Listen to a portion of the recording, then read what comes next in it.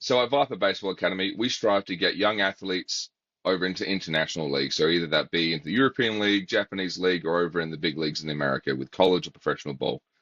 So speaking with today, I've got Donald Lutz, ex Major League Baseball player with the Cincinnati Reds, who's gone through this journey himself as being a German-born player and being the first German-born player to play in the major league. So he understands the difficulties of leaving home, going to a different country, and playing a sport that isn't actually that big in his home country. So, Lutzy, thank you for joining me today. It's a great honor. I know we've gone back about 10 years ago. We used to play together back in the day. Yeah, man. Appreciate it. Yeah, no, Appreciate it. Thanks for having me. I'm super excited. I heard about your little program you got here. So yeah, man, super cool what you're doing.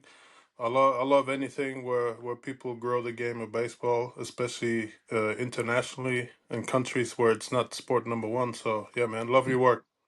No, thank you for that, man. I think we spent about 6 or 7 months together in the rehab room, just chatting and talking and going through what it's sort of like to come from a country that doesn't really specialize in the sport that we play and love. So, no, it's good to have you on board, and having you joining us at Viper with your batting glove company, DTL3, and that's just a massive boost for us to help out some of these younger players, get some gear, and make them feel a bit more professional and special. So, again, thank you for jumping on board with that. Yeah, for sure, no problem. So first off, mate, like, what got you into baseball? Because, like I said, Germany's not a big baseball country. So, like, what got you started playing baseball? Yeah, first when I got into it was I actually played ice hockey for a long time. That eventually got too expensive for my mom, for my family, and then she was like, "Hey, man, you got to find something else." So I was lucky enough that there was a little baseball field just across the street from where I lived, and my big brother Sasha, he played baseball. So some of my boys played baseball as well. So it was kind of easy to just kind of go down there, try it out. I remember I rocked up to my first training in my little soccer shoes and yeah, no real gear, but yeah, I started hitting right-handed, swung and missed a bunch, but through my ice hockey days, I was actually kind of naturally like a left-hander. They were before I was about to leave, they were like, "Why don't you try hitting left-handed one time?" And yeah, tried that one out, started smashing balls over the field, and it was love at first sight, I would say. Never looked back. Yeah. Well, there's a few kids that I've worked with where I've said the same thing. You looked even worse the wrong way around. So you must be one of the lucky ones. Yeah. So what's baseball like in Germany? Like, what's the scene over there in Germany when it comes to baseball? Like, is it getting bigger? Is it was obviously it would have been quite small back in the day when you were playing there. Like, what's it like now, and what was it compared to when you were growing up? Yeah, I mean it's tough to say what it's like right now because I've lived in Australia for a long time now. I spent most of my career in the States, so I haven't been on the ground part of the German baseball. But I know I mean, a little bit from what I've seen is it's grown. I think they have more resources. They have better programs. There's just more knowledge around the game. And I mean, as you could probably tell from your experience yourself, it's just hard to get good coaching sometimes. Sometimes it's just missing resources. So I think it's the same in Germany as here in Australia, where the resources are just getting a little bit better. There's a little bit more people with good knowledge around. So we're just eventually elevating the game. But yeah, back in the day, it was I don't know, man.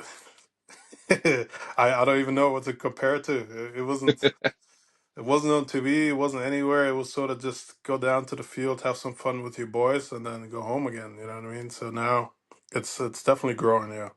Yeah, well, that's the same sort of thing here in Australia. Like, I remember playing T-ball when I was 5, like going out there. Like, we had, 8, 9 clubs here in South Australia, but like you wouldn't know about it. Like, no one talks about baseball. Like, even today, like even with the success of the ABL and everything like that, we still get guys going, "Oh wow, there's baseball in Australia." Like, didn't even know. Like, it's a very tight-knit community for people who are in baseball, but Hmm. the sport itself is still growing, and obviously the success of the ABL and hopefully getting more streaming and all that sort of stuff and make it bigger. But like, it's just getting the word out to the general public that hey, baseball here exists, and it's actually at a pretty good quality. So like, definitely understand where that's coming from. Like growing up, like no one knew anything about baseball back in the day. Yep. Yep. So yeah, I know what that's like. And funny enough, I've got one of my coaches helping out with Viper this year, Sammy Steigert. He's actually from Germany, and I was Yeah. asking him about you. I was like, so like this might be a random question, but like, was Lutzy like sort of like an idol for you guys growing up? Like, when I was growing up, like I had like my idols, like Grant Balfour was like my favorite pitcher growing up because he was just a scary Aussie dude that threw hard and wasn't intimidated like us. So I was asking Sammy, like, was that the same sort of thing for you? And he was like, well, yeah, being the first German-born guy, like Sammy said, he looked up to you massively, being a guy that made the journey, got all the way, and he goes like one of his best moments in his life was I think working with you a few years ago when you were doing world qualifiers. He goes, yeah, the first time I met him, and he was just like in awe, like going, hey, that's the guy I looked up to. So like, what does that feel for you having the younger generation going like, that's my guy, like that's Lutzy's the guy that I Mm-hmm. aspired to be like. What's that feel like for you? Yeah, yeah. Also, first of all, just to get it right, I was born in the States. I moved to Germany when I was 6 months old. So my claim to fame, whatever you call it, is my first German developed major league Ah, there player. you go. But 6 months, But mate, pretty much close enough. yeah, yeah. No, I grew up as a regular German. Just like German is my first language, as as German as they get, even though I don't really look German. But now growing, or I mean, I don't want to call myself an idol, but I remember I get a lot of kids reaching out to me, asking me about the journey and like looking up to me. It's amazing. I mean, what else do you want? Somebody is literally kind of looking up to you as someone who paved the way. I think that was one of the coolest things to show people. Hey, even if you're from Germany, I mean, also, I didn't start playing baseball until I was about 13. So just showing the people, man, like if you put your heart to it, if you put your will to it, and you work hard at it, you can achieve anything. So obviously you need to be blessed, which I mean we'll touch base on that later a little bit about scouting and all that stuff. But Hmm. yeah, you need to have certain tools and all that. But at the end of the day, anything is possible, really. No, well that's great to hear. And it's very humble of yourself to not see yourself as an idol. I mean, you've accomplished something that's amazing. Again, coming from a country that didn't specialize it, so you might not call yourself an idol, but I know a lot of young guys do see you as that. So that's something to be proud of, and you know it it's astounding. Again, the accomplishment to be able to do that is just insane. So again, congratulations for the journey and getting that done, and like I said, Appreciate it. being someone for young guys to look up to. Yeah, appreciate it. Appreciate it. It's an amazing feeling. It's obviously yeah, it's cool and it fulfills you just a little bit more. So yeah, it's awesome. That's it.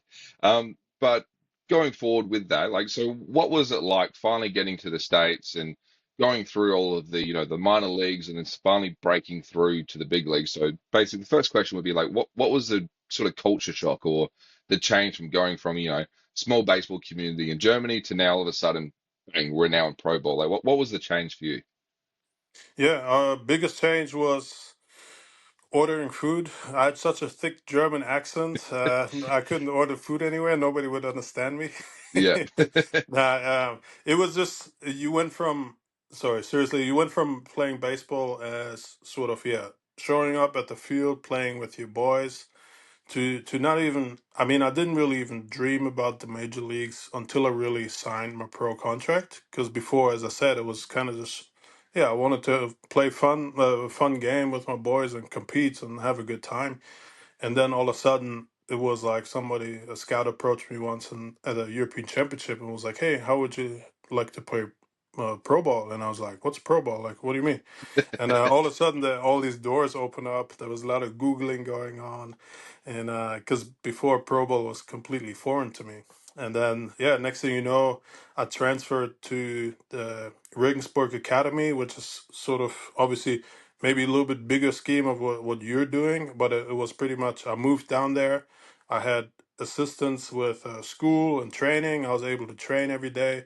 And Oh, then the culture shock happened when I actually went to the States, and all of a sudden it was baseball 24/7. I mean, I went to extended spring training. I got about three extended spring trainings under my belt, and it was just, I mean, it wasn't really a grind or anything because it was all new to me. I loved it. I loved baseball. So it was really just kind of like a dream come true even though I didn't really dream about the big leagues as a kid because I started playing baseball so late. So yeah, I just took it all in, man. It was just amazing. It was an amazing experience. yeah. Well, that was the biggest, I think, culture shock for me as well. The food Yeah. was like, you wouldn't thought. thought so, being English speaking country with Australia, but like our accent is so strong compared to America. I've faced the same thing, like ordering food or just generally talking to people, and they just go, "What?" Like, Sure. sorry, Excuse me. like, Excuse me. yeah. So you gotta, like, even if this, like I said, speak in English, but I had to slow down how I spoke because we sort of speak in cursive in Australia, where we just sort of everything rolls into one word. So I faced that, and then like same thing, like biggest culture shock as well was baseball every day. Like Yeah. kids here don't understand what that is probably the biggest change on the body compared to here. Like, guys think they work hard here doing, 2, 3 sessions a week of training for a couple of hours and then, a game or two on the weekend and that's it. It's like I try to instill on the guys that I work with, like, hey, if you go to college, if you go to pro bowl, it's every day. Like, Hmm. even starting at the bottom at rookie ball, you do your spring training, you do your extended spring training, and then you do rookie ball, and it's every day. It's a 5 o'clock wake up to make sure you get on the first bus. You got to make sure you beat the Dominicans onto the first bus, or otherwise it looks bad, So you got to, and then it's training for all day, and then you run into a game, and so that's probably the biggest thing I'm trying to get through with these younger guys is like, hey, like if you're getting tired or you think like you're getting overworked over 2 or 3 sessions a week, you've got to change that mindset because it's just going to get even worse. As soon as you go pro bowl, you're going to be working every day, all day. So, like, well, how did that affect your body? Going from, like you said, you went to a sort of an academy that sort of got you prepped for it, but the change from an academy to like a professional everyday work grind, like, how was that on the body and how was that on the mental sort of stability? Yeah, yeah. It was. I mean, for me, I loved it because I couldn't get enough of baseball. I loved every minute of it. Really, I think that's why. I remember I had certain teammates. I think they might have been pushed from the years or the age of 5 or 6 years old about being pressured into performing in baseball. Where for Yeah, me, I never had anyone putting any sort of pressure on me. I started real late, so it was all just really a big learning experience for me. Body wise, obviously, I signed when I was 17, so I was just kind of rolling into the peak of I guess my strength and all that stuff. Like I was still in a development phase, still growing and getting stronger. So body wise, it was no problem really. Obviously, you got to make sure get your sleep, like be hydrated and all the little stuff. One of my good mentors, I don't know if you cross paths with Pat Kelly, PK. He always said, make yeah, sure you hydrate. Don't use the brown bottles. Don't use the beer bottles to hydrate. Just that's right. drink some water. And yeah, at the end of the day, it didn't put like a big strain on me. Mentally, I think it was just kind of the biggest one what hurt was just being away from friends and family. But then again, you're in the trenches with like teammates from all over the world all of a sudden. And I mean, I was always pretty open. I'm sure you were too, coming from Australia. Like I never had a problem connecting with people or teammates. So you make good friends along the way again. So obviously, yeah, the hard one was being away from friends and family, but it was cool to make new friends along the way. Yeah, definitely. Like establishing new people to talk to and sort of keep that mental strength up because it is a big thing. Like I think that's another thing that a lot of international guys go through that isn't talked about a lot is losing all your sort of support network. Like someone you can't just go to every day. Like for instance, for me, it was my family. Like my mom and then my little brothers as well. Like looking after them and talking with them every day to now being isolated sort of thing. So you've got to give yourself the opportunity to open up and talk to other teammates and you know extend those olive branches and grow your support network while you're there because Hmm. otherwise it's just going to make life so much harder. So I definitely agree with what you're saying there. And so like through your journey and everything like that, like what was it like to finally get the phone call or the meeting with the manager and go, hey, Lutzy, you've got the call, you're going up. Like what was that day like for you? Yeah, it was. I mean, I remember it like it was yesterday. We're sitting in Tennessee, the Smokies, I think double A team from the Cubs or so, in the rain delay. I was just in the training room trying to catch a bird, and then my manager came in and he said, "Lots in my office," and I was like, "Oh shit, I'm in trouble now." And I sat down in his office, and yeah, I don't know. He's kind of looking through the window, and I looked at me. He's like, "Hey man, you're going to the big leagues, kid." And yeah, it was super surreal. It was getting goosebumps just talking about it. I went back out into the locker room. Cool thing was the whole team was chilling there. They were watching the Reds game actually on TV, And yeah, I got a Gatorade shower, got food thrown at me. Like everybody went nuts because, like I said, I was pretty cool with everyone. So I think most people were pretty happy for me. And then it was, yeah, head to the hotel, pack your bags in like 30 minutes. You're on the next flight over to St. Louis, where next day I made my debut. I did mess up a little bit. My manager, he didn't tell me, hey, it's not official until I think tomorrow, because Oh, obviously in baseball there's a lot of like moving parts, like yeah, you can't just, yeah. Anyway, so here I am, a little rookie, and I went on Twitter and tweeted out like, "Hey, my dreams are finally coming true, going to the big leagues." And then my teammates, I did that on the way to the airport. My teammates are watching the Reds game. The Reds announcer on TV goes, "Oh, apparently Donald Lutz has just called himself up to the big leagues." And yeah, my manager called me. He's like, "Oh shit, you gotta take that shit down real quick. I forgot to tell you it's not official till tomorrow." Anyways, it was a funny story.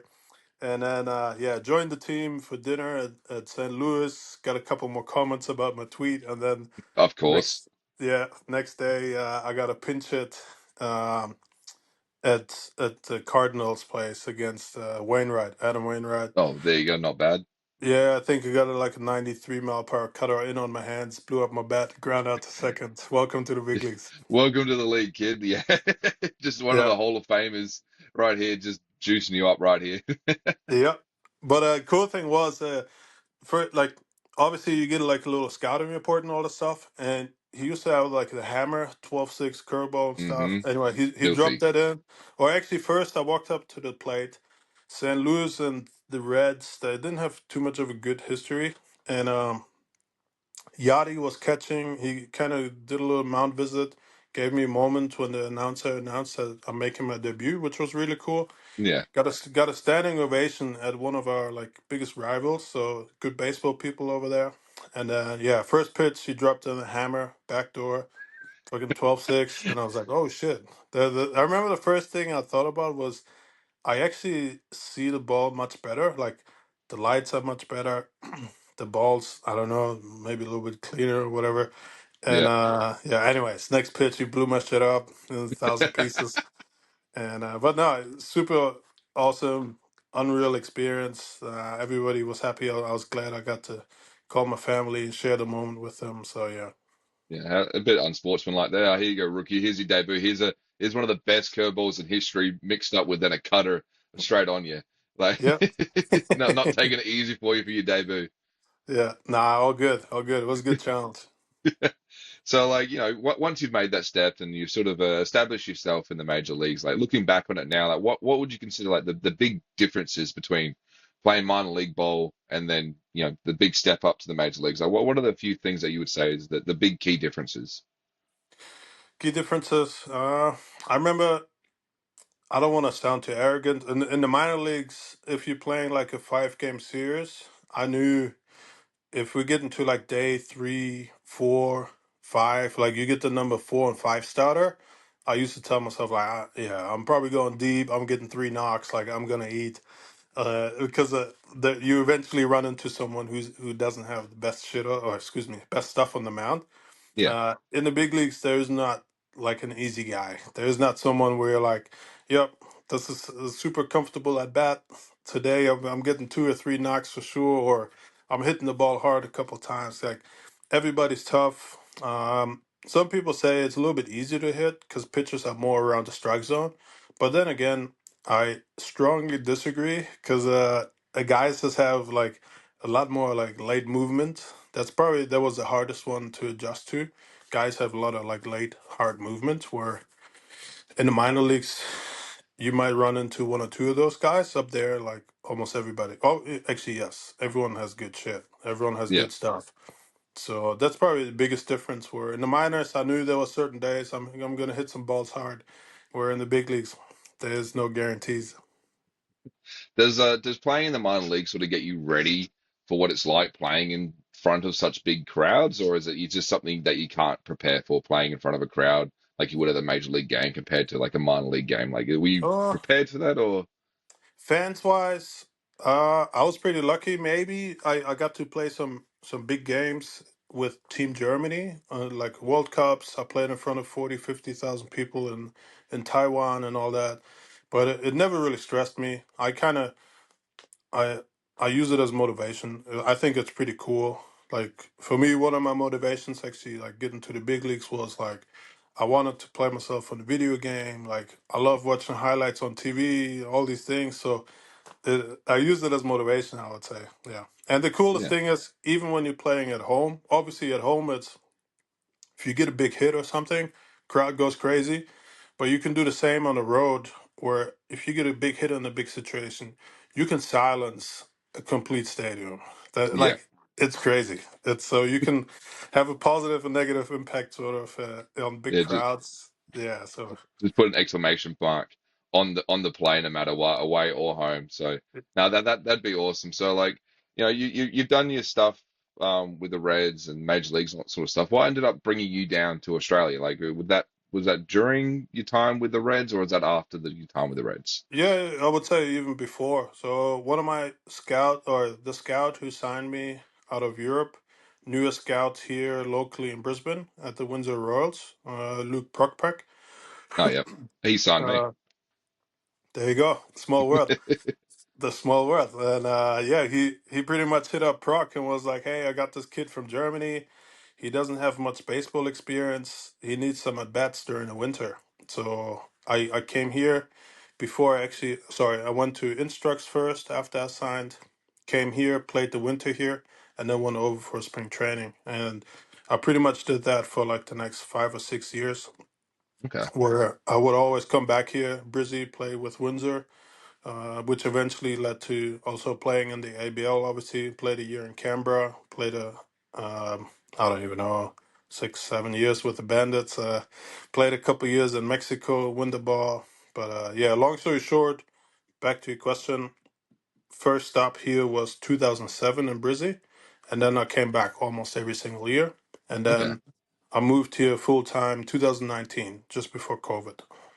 Oh, well, there you go. And what's the move like? You obviously enjoying living in Australia and everything like that. So what are the few things that you enjoy, living in Australia and with baseball here in Australia as well? Yeah, yeah. I mean, once I got done playing, I kind of had a call to make about do I move back to Germany? Do I move to Australia? Do I stay in the States? But long story short, I fell in love with Australia. I love the culture, love the people, love the accents. I just, love the beaches. There's so many cool things to do here, which yeah, Germany. I don't know. I wanted to do something still with baseball. I also wanted to sort of live a normal lifestyle, and I thought I could just fulfill most of my dreams coming here. So it was an easy call. Yeah, I think Australia has been home for a long time, even before I moved here. So yeah, have a lot of good friends around too.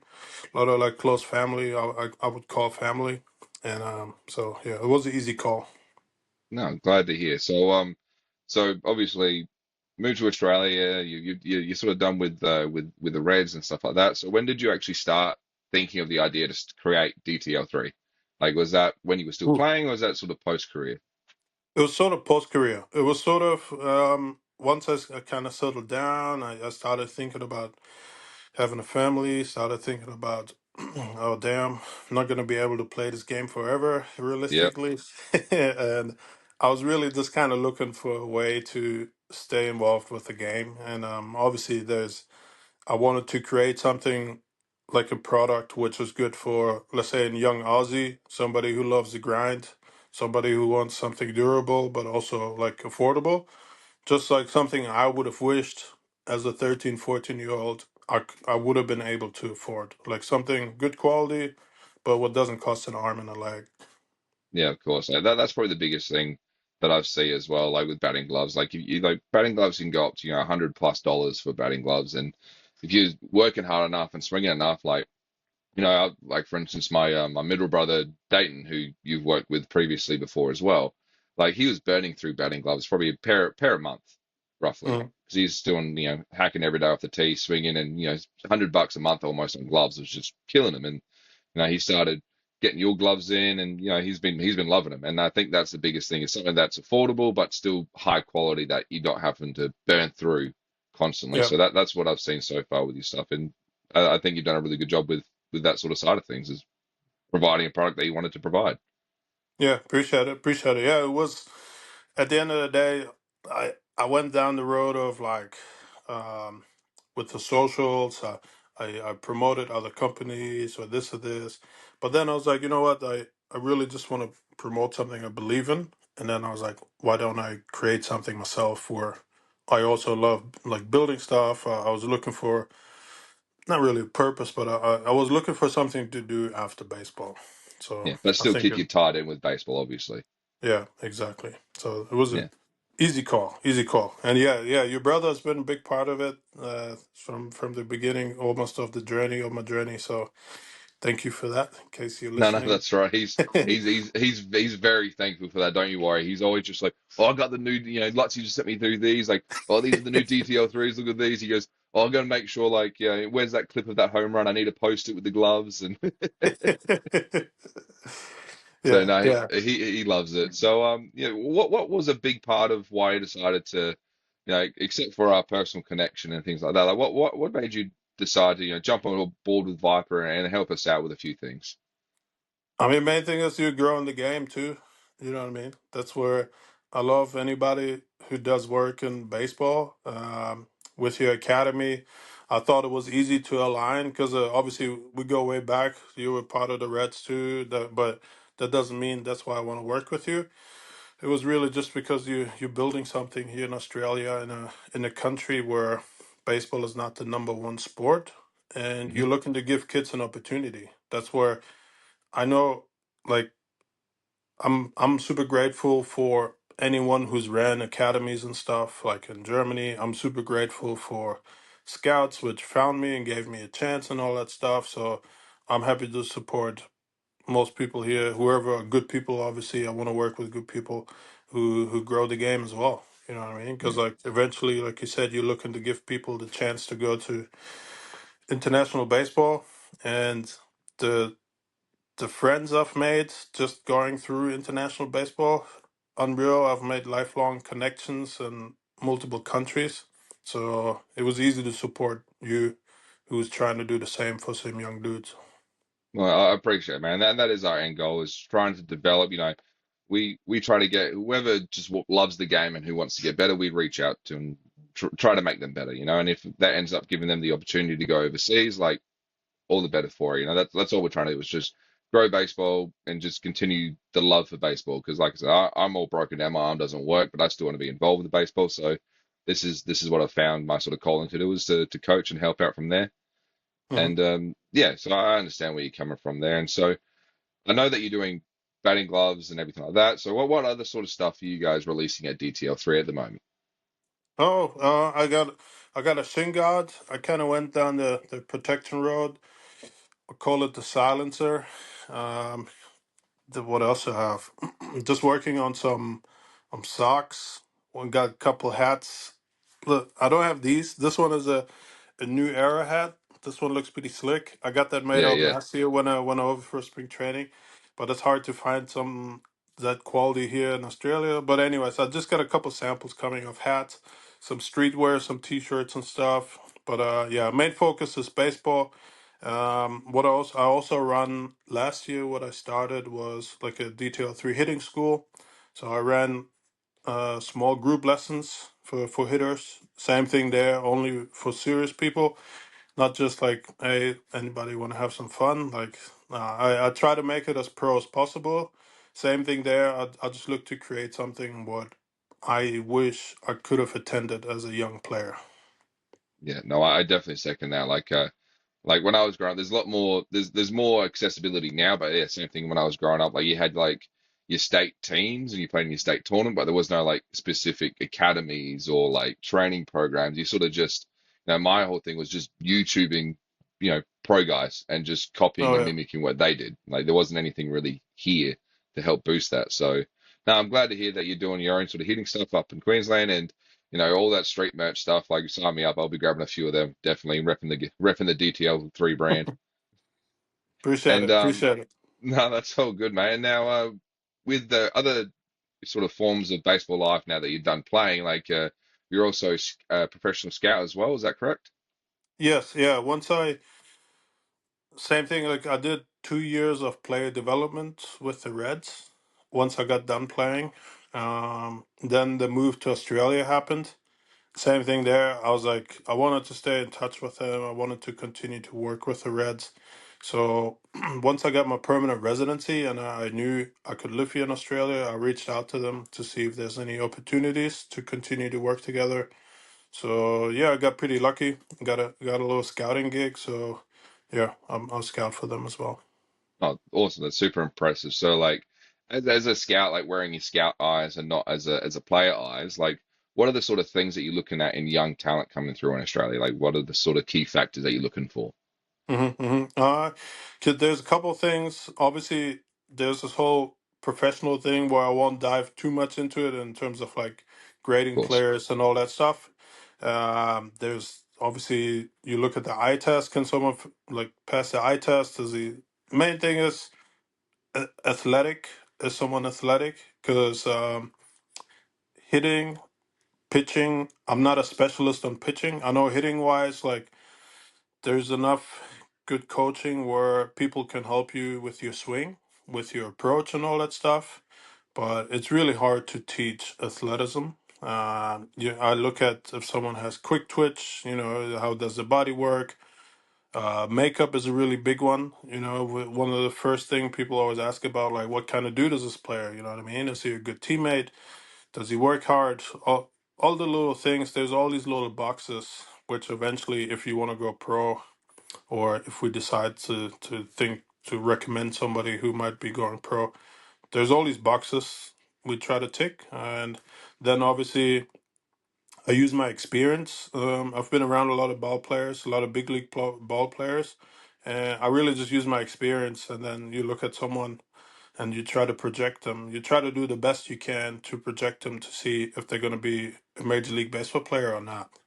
Hmm. So I get kids reaching out to me asking sort of the same questions, and it's hard sometimes because first of all, I always speak the truth. Like you got to be honest with everyone, but then again, it's yeah. You just look at projectability, how athletic is someone, then you grade him, then you see yeah what kind of dude is he, what kind of makeup does he have. Yeah, there's a lot of factors which play into it, but at the end of the day, if any young ones are watching this. Um, Even if I was to say, "Nah, you're not a big leaguer," you should say, "You know what? Who are you? Who are you to say that?" It should That's never right.